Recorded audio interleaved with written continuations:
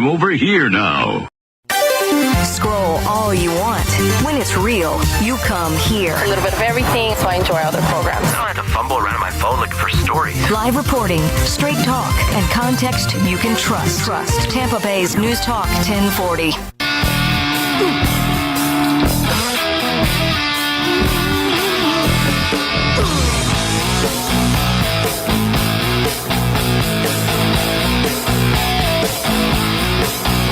From everywhere USA, it's Fox Across America with Jimmy Failla. Oh, you're damn right it is. And we are fired up for the third and final hour of a show sponsored by the fine folks at Prevagen, which is for your brain. Batting leadoff, the Ricky Henderson of Radiogasd. Ricky, okay, of course, considered a player who can hit for speed and power. My guest here right now at the top of the hour has shagged a lot of guys who can hit for speed and power. Does that not by default make her the Ricky Henderson of guests? I say it does. You know her and love her as the host of the Kennedy Saves the World podcast, but Ricky's just going to be Ricky, and she joins us now. Hi. Actually, I'm on powerful speed. Oh! Yeah, but thank you. You like the bussin' speed. The Keanu, remember that Keanu Reeves? Yeah. What was the deal with that bus? So it couldn't slow down? Go below 55 miles per hour. Yeah. Or it would blow up. What a concept for a movie. Yeah. You just got to keep it going. Mm-hmm. I still think that's a safer bus than anything out front on 6th Avenue right now. Yeah. It's like, this is the thing. Wait till the buses are free. Then you'll see some really unsafe buses. This is the best argument against free buses. It's not even taxes. It's not, which is obviously the reason they can't happen, and somebody's got to pay for them and not really free. Yeah, MTA is still very much in the red. It's that you know this right now, okay? Driving on a bus in New York City already, okay, you have all kinds of hobbits and pantless people and wizards and malfeasance. Who decided we should put more of them on there? Yeah. Because that's... You know who doesn't want them on there? The people riding the bus. You know who also doesn't want free buses? The people riding the bus. Because if you talk to them, half of them are like, well, my bus pass is already subsidized. Yeah. So I pay a much lower fee, that $2.90. Not really breaking the bank for most people. Mm-hmm. And the other ones who, if it's not subsidized, if it's not free, they're like, no, I can afford it. Yeah. I'd rather pay for it and keep the riffraff off the bus. Thank you. And that's the biggest problem. But now the riffraff... Because it just becomes a magnet for psychos. Yeah, that's it. It's just lunatics. And if you talk to bus drivers, I've talked to some of these guys. It's, mostly men, some women. But they say a lot of people already don't pay. Mm-hmm. And, it's like, they're not going to get in fights with them. Yeah. It's like, so much of this is self-preservation. They see how these things end. They don't end well. Yeah. Are you really you're going to fight a guy with 33 prior convictions for $2.90? Yeah. And he's not going to jail anyway. Nope, don't care. Not worth it. Stop it. So in a roundabout way, all the people who would ride the bus for free can already do it. Yeah, they're already doing it if they want. But the ones, it's like free buses have great publicists. Yeah. And they're like, oh, wow, the bus is free? Ooh. Man, my bladder's full. Let me go find one. That's why there is this part of me that wishes they could happen just for like a day. Do you think Katy Perry really sexually assaulted Ruby Rose? We were going to get there. I don't have an answer because she said it was 20 years ago. Ruby Rose says she's since filed something and used to tell a joke about it, but now it's serious. I have such a hard time knowing. But like Eric Swalwell, I am a believe all women kind of guy. So I've got to lean towards, isn't it just such a bad week to have 100 videos of yourself saying believe all women if you're Eric Swalwell? Yeah. Of all the things. And then his tweet, no one is above the law. No one is above the law. No one is above the law. Even you, Eric. Too bad we can't stay, baby. What an inconvenient truth. Holy hell, what a bad time to own a Hot Sheets motel. Between him and Tony Gonzales on the other side of the aisle. Now, the Gonzales thing, the way it's explained to me, because it's a horrific story. Awful. And I think it's so horrific that people don't want to cover it. Yeah, that's a great example of that happening in media because everybody's like, people just tune away. Yeah, that's exactly what it is. So he had a consensual affair.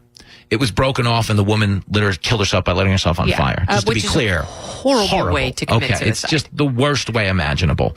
And believe me, as a lifelong New York Jets fan, I've contemplated all the ways. Okay, I'm being silly now. I don't even like the Jets. It's just a good joke. But the point is, okay, understand you this. You can insert Giants in there. You could have said Giants. You could have said Mets. You could have did anything you wanted there. It's really a formula at this point. I'm just showing you guys how you can make comedy happen in your life. But again, to that point, they didn't want to cover it.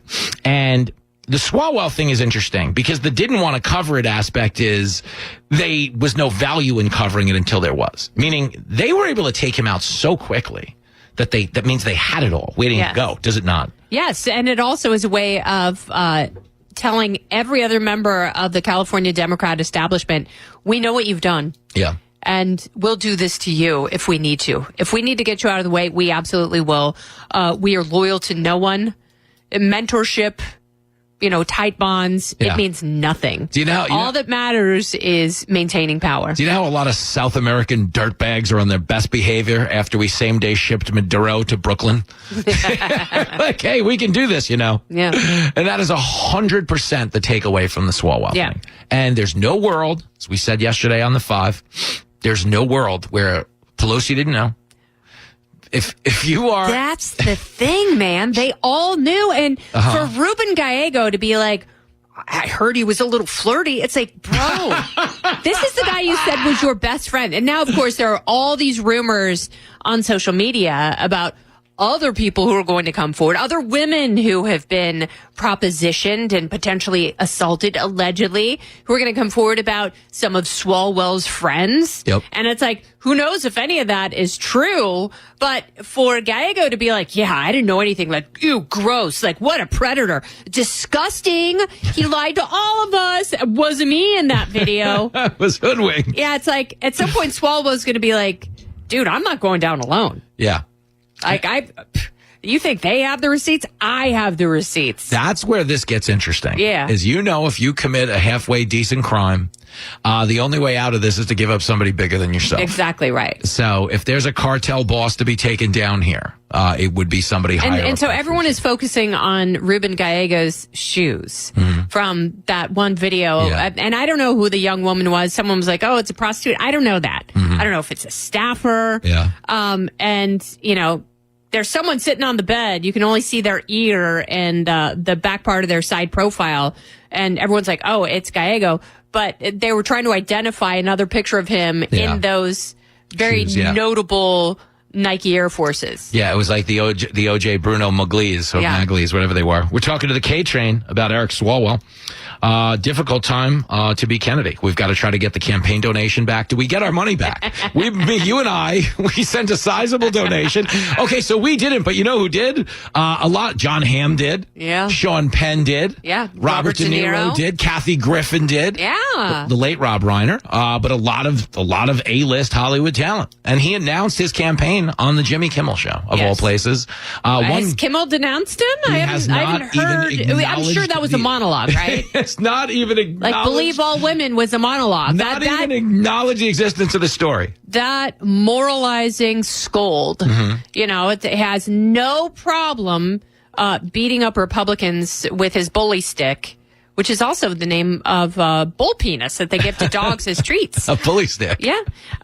So I just assume that because he's a nonpartisan guy, that he's going to give Swalwell the same treatment. Yep. Imagine. Because he went on instead, Michelle Obama's podcast, and did an interview today where he said, I'm tired of people telling me what my job is. My job is whatever I think my job is. And how do you know Johnny Carson wouldn't be doing this? This is what Johnny Carson would be doing if he's alive. For real.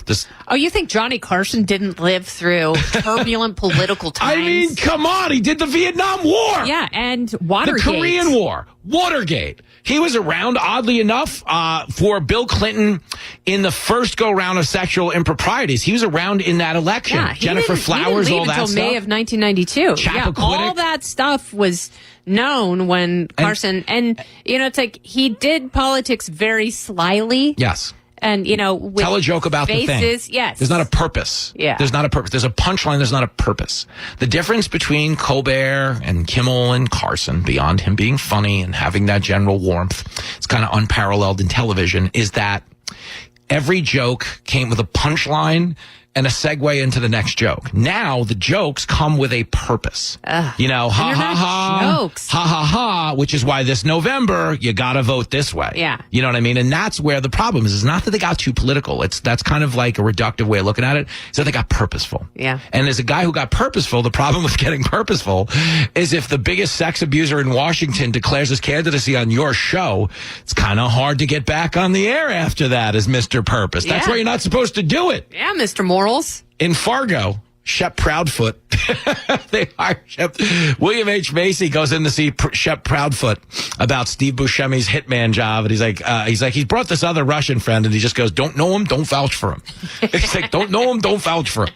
But that's supposed to be your motto as a comedian. Yeah. Don't know him, don't vouch for him. It can't come back to get you. The joke can either work or not work. Yeah. But the minute you're co-signing things, and that's what he did. Yeah. So he ran to Michelle, because Michelle ain't going to call it out. Oh, we didn't know. We'll believe all women. Yeah, They all Michelle's knew. got problems of her own. She's the worst. You know, that professional swimming chef that somehow drowned. It's tough when you're a foot off the shore in Martha's Vineyard and you're an Olympic level swimmer. Yeah.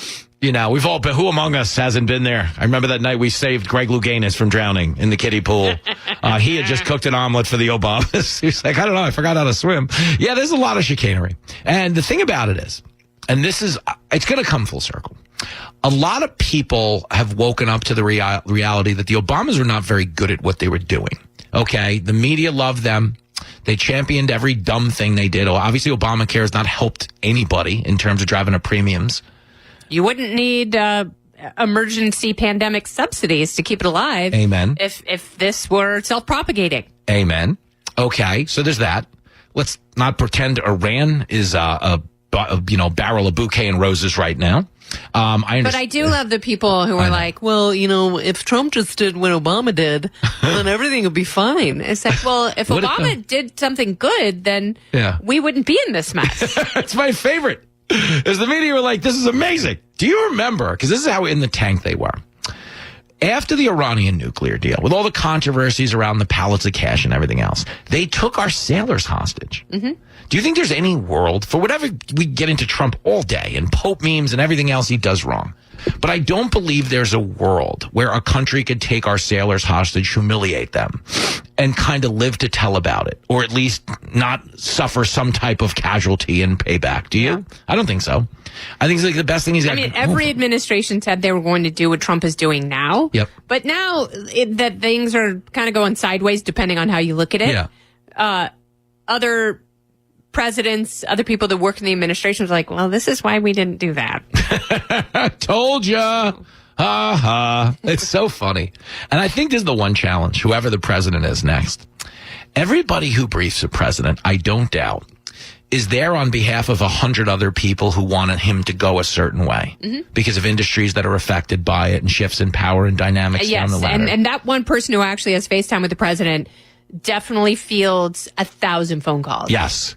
And is there very powerful people, very much invested in outcomes. Yeah. Trying to convince this person to change the president's mind. It's almost like hard, it must be, to get a read on real analysis when you're in that position. Like, you must have to come in with like 2 or 3 confidants that you implicitly trust, and I'm sure they can be corrupted just the same, because you really don't know who's bargaining with you in good faith. Yes. You know what I mean? It's like, I meet friendly people every day, but I'm like, is it just because I'm a sex symbol? You know what I mean? I got to reckon with that. Who has been gotten to? You know what I mean? Who is, what kind of special interest are trying to bring me over to the party? Just not T-shirt cannon of cash right in your face. Not quite a Chippendale chips and dip, if you will. But there's a market for that Super Bowl Sunday. Very necessary. All right, give me one more since I got you here. You talked about seeing the Yankees this weekend. Lincoln is potentially going to the game this weekend with 2 friends from high school. They're actually not girlfriends. They're friends who have like season tickets. Okay. There's great friends to have. Yeah, those are good friends. They have like the parents' tickets are going. So we have a lot of mutual friends here at Fox who work security at the games. Great people to know. They can, kind of make sure he doesn't run onto the field and streak and embarrass the company and stuff like that. She would. But this is embarrass the company. Make the company proud, Lincoln. No such thing as bad publicity. Get out there. I mean, in all honesty, if you're a 17-year-old kid who appears on this channel semi-regularly and you streak at a Yankee game, it probably is good in the long run. But good for me, okay, but it might, maybe in the long run, it's, you know. Hey, man, you're just solidifying your brand. You start a podcast called Second Base, and it's all about hookups in high school.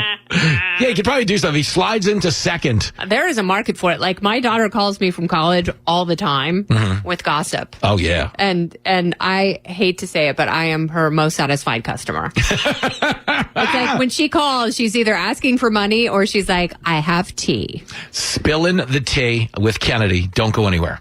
That's amazing. A show so good, people don't know what to think. This feels weird. Are you sure this is legal? I don't know. It's fun though, isn't it? Fox Across America with Jimmy Failla. You're listening to Fox Across America with Jimmy Failla. Up all night? Catch Red Eye Radio. Overnights here. News, information, and talk. News Talk 1040 WHBO.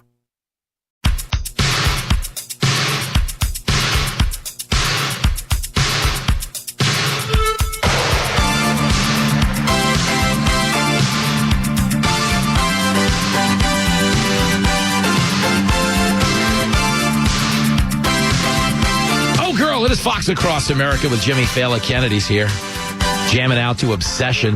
Obsession. You're my obsession. Back when we were allowed to legally play song parodies on the show, we had a great one during the Biden administration called We're in a Recession, Almost a Depression. Your song parodies were amazing. They were the best. God. And then we got sued. Everybody's always like, what happened to the songs? So, guys, a real story. Wrote one of the song parodies was about the Tom Petty song Free Fallin'. And it was a Biden one called Keeps Fallin'. So Trump posted it on Instagram on a Saturday morning. I was in my car driving to a gig in Boston. I got 500 text messages. Trump just posted your song parody. The 501st message was from Tom Petty's estate. Oh. And they were like, take it down. We're suing you. And you know, unlike Mr. Petty. But that's it. But that is protected speech. Technically. But they were like, we can freeze your Twitter account and you can litigate this or you can just, you know, get rid of it. So unlike Tom Petty, I will back down. I didn't need that. Well, and, unlike Tom, you are not petty. Hey, even beyond the God grave. rest his soul. They also took out another litigious agency. We had an Eagles song called the Eagles song "Lion Eyes" was called "Biden Lies." Yeah. And it was pretty good. It was about like KJP and stuff, but same thing. Some other trusts, music protection site. Have these people never listened to Weird Al? Yeah, I know. And that's funny. I think that's why I love your song parodies so much, because I grew up loving Weird Al and just thinking that he was the most brilliant human on the planet, like probably smarter than Albert Einstein. He was. That's why in the movie The Naked Gun, the opening joke is about Frank Drebin getting back, and they go, "It's not for you, Frank." Weird Al Yankovic was on the plane. I love they got Al to play along, just waving. Hey, all right, there he is. There they start yelling and screaming. Shout out to Weird Al if you're listening, and we know you are. I think Weird Al is going back on tour again. And we were going to try to see him when COVID happened. Yeah. Two things that I didn't get to do because of COVID. Okay. Weird Al and the late great Paul Rubens was doing a screening of Pee-wee's Big Adventure here in New York and was going to give you commentary on it.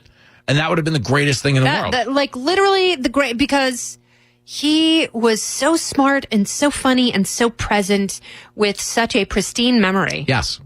I mean, think of how talented he had to be. And how unique he was in comedic and intellectual stature, that after all of that, people were still going to be willing to sit next to him in a theater. Yeah. You know what I'm saying? And that's Pee-wee. I watch Pee-wee a lot to this day. I consider it a perfect movie. It might be our generation's, like Napoleon Dynamite has a little bit of that, but nothing has the heart of Pee-wee. Pee-wee. Weird note to leave it on K-Train. But we got to get going. Very sad, Jim. Very we got to sad. get going. The law. But anyway, listen to the Kennedy Saves the World podcast. Let's do it. Every damn day, if you know what's good for you. Save your world. And eat your Mr. T cereal. Be sure to eat your... You are the best thing on the radio.